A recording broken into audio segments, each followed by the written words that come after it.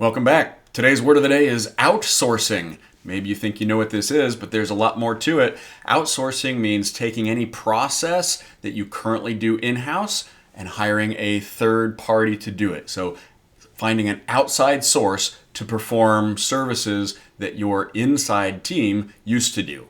Boy, it's an effective way to make your company much more efficient. And of course, it got very popular when we were outsourcing to India or outsourcing to China.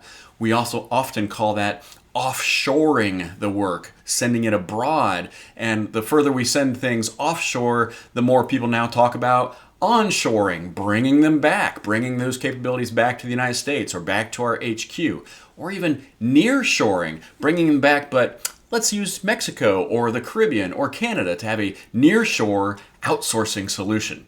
So I hope you'll think about how you can outsource your finance to a company like mine, Fuse CFO, outsource your HR to a PEO, a professional employers organization, or outsource any other part of your business to keep only those core services that you are best at and can help make you more profitable, sustainable, and fun.